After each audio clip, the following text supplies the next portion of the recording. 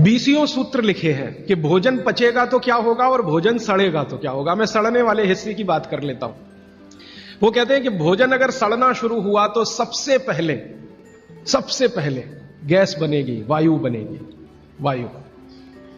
वायु, और ये वायु आपकी जिंदगी हराम कर देगी। लेकिन आज के जो सूत्र हैं वो जिंदगी का फंक्शनल हिस्सा है। आप जानते हैं कि कोई भी सिद्धांत होता है उसका एक हाइपोथेसिस होता है और उसका एक फंक्शनल पार्ट होता है। तो आज से जो शुरू हो रहा है वो फंक्शनल पार्ट है।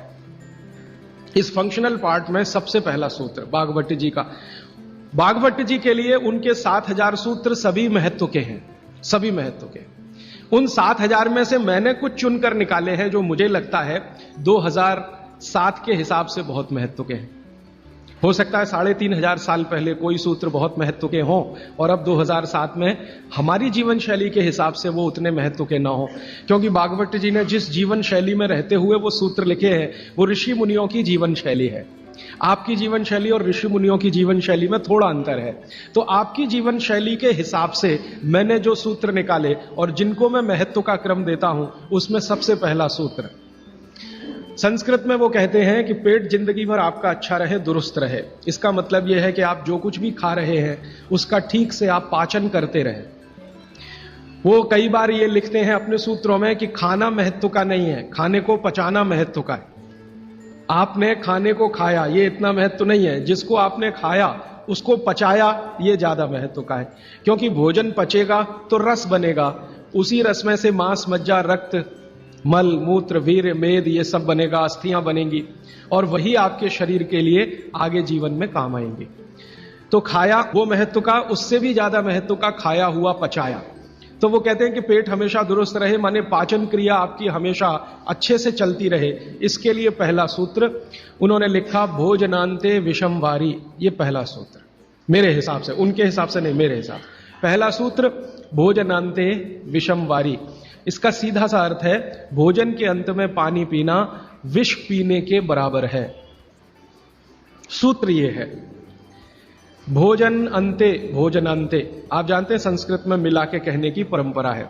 भोजन अंते माने भोजन के अंत में, भोजनांते विषम वारी। विष समझते हैं आप, जहर, जहर जैसा क्या है? पानी।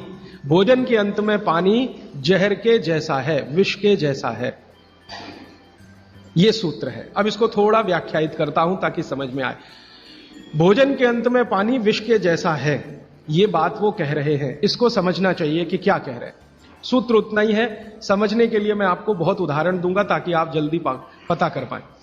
बागभट्ट जी ने एक सूत्र में यह कहा है कि हमारा जो शरीर है इसका जो मुख्य स्थान पेट है, इसमें एक स्थान होता है पेट के अंदर, नाभि, लेफ्ट साइड में, नाभि से थोड़ा ऊपर जहां मेरा हाथ रखा हुआ है, इस स्थान को कहते हैं जठर। संस्कृत में कहते हैं जठर, हिंदी में कहते हैं आमाशय।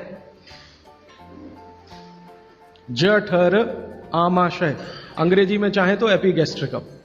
तो ये जो जठर स्थान है, बागभट्ट जी कहते हैं कि इसमें अग्नि प्रदीप्त होती है, उसी को कहते हैं जठराग्नि। जठर अग्नि, जठराग्नि। तो वो कहते हैं कि जो आपका जठर स्थान है इसमें अग्नि प्रदीप्त होती है और भोजन जो कुछ भी आप करते हैं वो पहले जठर में ही जाता है, आमाशय में इकट्ठा होता है, वहां अग्नि प्रदीप्त होती है। वो अग्नि भोजन का पाचन करती है। यह है महत्व की बात। अब अग्नि प्रदीप्त हुई, आपने भोजन किया, अग्नि प्रदीप्त हुई। और बागभट्ट जी इसके लिए एक सुंदर श्लोक लिखा है, लंबा है लेकिन हिंदी में बताता हूं। वो ये कहते हैं कि खाते ही अग्नि प्रदीप्त होती है, ऐसे ही जैसे आप बिजली के स्विच को ऑन करते ही लाइट जलती है। ये ऑटोमेटिक है, अपने आप होती है। आपने रोटी का पहला टुकड़ा मुंह में डाला और जैसे ही टुकड़े को चबाना शुरू किया, लार बनना शुरू हुआ, तुरंत अग्नि प्रदीप्त हो जाती, पहले ही टुकड़े में। तो ये अग्नि प्रदीप्त हुई। अब आप जो भोजन कर रहे हैं ये इस अग्नि के प्रभाव में पचेगा। तो भोजन के पचने की क्रिया में पहले भोजन रस में बदलेगा। पहले पेस्ट बनेगा, जैसे टूथपेस्ट की कंडीशन होती है वैसा बनेगा, लुगदी जैसा। फिर उसमें से रस बनेगा, फिर रस में से सब कुछ बनेगा। तो वो कहते हैं कि आपने जैसे ही भोजन किया अग्नि प्रदीप्त हुई। अब ये अग्नि भोजन को पचा रही है और आपने भोजन पूरा करते ही पानी पी लिया, गट गट गट गट गट गट। तो क्या हुआ? अग्नि शांत हो जाएगी। आपके रसोई गैस में चूल्हा जल रहा है गैस का, और जलते हुए चूल्हे पर पानी फेंकिए तो बुझ जाएगा। अग्नि का पानी से मेल नहीं है, दुश्मनी है। तो आपके पेट में खाना खाते ही अग्नि जल रही है, अब आपने पीछे से गिलास 2 गिलास पानी पी लिया, कोई लोग तो लोटा भर के पी लेते हैं, कई लोग तो भोजन से ज्यादा पानी पी लेते हैं। तो ये जो पानी गया इसने अग्नि को शांत कर दिया। अब अग्नि शांत हो गई तो फिर भागवत जी कहते हैं भोजन पचेगा नहीं, वो सड़ेगा। अब उन्होंने 20 सूत्र लिखे हैं कि भोजन पचेगा तो क्या होगा और भोजन सड़ेगा तो क्या होगा। मैं सड़ने वाले हिस्से की बात कर लेता हूं। वो कहते हैं कि भोजन अगर सड़ना शुरू हुआ तो सबसे पहले गैस बनेगी, वायु बनेगी, वायु। और ये वायु आपकी जिंदगी हराम कर देगी। और ये वायु की तीव्रता जब बढ़ेगी तो गले में जलन होगी, छाती में जलन होगी, पेट में जलन होगी। फिर और ज्यादा तीव्र अगर ये हो गई वायु तो ये शरीर में जाएगी, घूमेगी, क्योंकि वायु को पकड़ना मुश्किल है, जहां स्थान मिलता है वहीं जाती है। तो ये वायु पूरे शरीर में घूमेगी तो सिर घूमेगा, आपको चक्कर आएंगे, सिर में दर्द होगा, पीठ में भी दर्द हो सकता है, हृदय स्थान पे भयंकर दर्द हो सकता है। कई बार तो इतना दर्द होता है कि आपको लगेगा कि हार्ट अटैक आ गया, लेकिन वो वायु का दर्द है, हार्ट अटैक नहीं। और ये जो वायु बनी भोजन के सड़ने से, इसी वायु में से भागवत जी ने सूची बनाई है कि 103 रोग पैदा होंगे। 103। सबसे पहला रोग है उसमें एसिडिटी, हाइपर एसिडिटी। ज्यादा दिन अगर आपने ये चक्कर चलाया पानी पीने का तो अल्सर, पेप्टिक अल्सर, और ज्यादा दिन चक्कर चलाया तो बवासीर, मूलव्याध, भगंदर, ये सब रोगों की सूची है। और अंत का एक रोग है कैंसर, कर्क रोग। 103वें नंबर पर उन्होंने लिखा है कर्क रोग। माने एसिडिटी से शुरू होकर आप कैंसर तक की यात्रा कर सकते हैं। तो वो ये कह रहे हैं कि जिस काम से वायु पैदा हो और वो वायु आपके सड़े हुए भोजन में से निकले, और बाद में भागवती जी कहते हैं, वो भी बता देता हूं, वो दूर का सूत्र है लेकिन यहीं पे ले आता हूं उसको, कि आपका जो भोजन सड़ेगा, इसको ध्यान से सुनिएगा, तभी भोजन में से, भागवती जी के शब्द दूसरे हैं, मैं आज के शब्द इस्तेमाल कर रहा हूं, तभी कोलेस्ट्रॉल बनेगा। सड़े हुए भोजन का ही बाई प्रोडक्ट है कोलेस्ट्रॉल। अगर भोजन का पाचन हुआ तो कोलेस्ट्रॉल शून्य रहता है, वो कोलेस्ट्रॉल जो आपको हानि पहुंचाता है। आप जानते हैं शरीर में 2 तरह का कोलेस्ट्रॉल है, एक गुड और एक बैड। अच्छा कोलेस्ट्रॉल माने HDL, हाई डेंसिटी लिपोप्रोटीन। खराब कोलेस्ट्रॉल माने LDL और उसका छोटा भाई VLDL, very low density lipoprotein. तो भागवती जी कहते हैं कि ये जो खराब कोलेस्ट्रॉल है वो रक्त में तभी आता है जब भोजन पेट में सड़ता है। इसका माने जिनको कोलेस्ट्रॉल बढ़ रहा है या बढ़ा हुआ है वो ध्यान दें, उनको भोजन पच नहीं रहा, उनका भोजन सड़ रहा है। तो कोलेस्ट्रॉल बढ़ेगा तो हार्ट अटैक भी आएगा, कोलेस्ट्रॉल बढ़ेगा तो घुटने भी जड़ हो जाएंगे, सारी संधियां आपकी एकदम कड़क हो जाएंगी, आपको चलना फिरना मुश्किल हो जाएगा, 10 कदम चलना मुश्किल हो जाएगा। तो वो ये कहते हैं कि जब 103 बीमारियां एक छोटी गलती से आती हों तो वो गलती कभी करना नहीं, माने भोजन के बाद कभी पानी पीना नहीं। और 1-2 चीजें हैं इसी क्रम में कि किसके साथ क्या खाएं, किसके साथ क्या नहीं खाएं। घर में कभी भी आप कोई ऐसी चीज बनाएं जो तासीर में गर्म है, उसके साथ ठंडी चीज कोई ना हो। जैसे आजकल मैंने देखा है, हम गरम गरम खाना खा के आइसक्रीम जरूर खाते हैं, अपना सत्यानाश करते हैं। और ये सत्यानाश कैसे होता है? कोई आपको शादी में बुलाता है इनविटेशन देके कि आइए और हमारे यहाँ गरम डिनर खा के आइसक्रीम खा के मर के जाइए, और एक नहीं खाइए, डबल खाइए।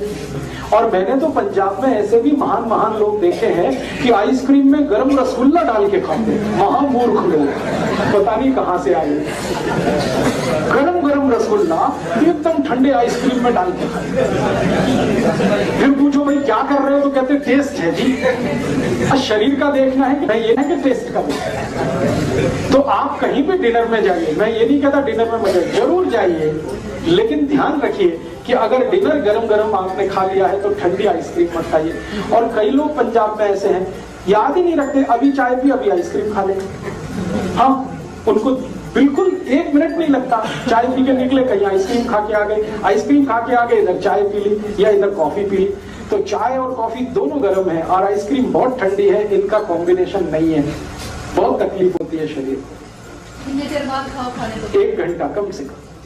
गर्म चीज खाने के 1 घंटे के बाद ठंडी चीज, या ठंडी चीज खाने के 1 घंटे के बाद गर्म चीज। और वैसे मैंने कल आपको सूत्र बताया था, ठंडा कुछ खाना ही नहीं है, क्योंकि आइसक्रीम तो 10 डिग्री से कम की है, वो शरीर को तकलीफ ही देने वाली है। तो आप बोलेंगे फिर आइसक्रीम को कैसे खाएं? गर्म करके खाइए। अगर आइसक्रीम खानी है तो उसको गर्म करें। मैं एक अमृतसर गया था एक बार, तो अमृतसर में एक बहुत अच्छी चीज, शायद यहाँ भी होगी, कुल्फी। ये जो कुल्फी है इसको थोड़ा गर्म करके खा लीजिए, आइसक्रीम से बेटर है, 1000 टाइम्स बेटर है। क्यों?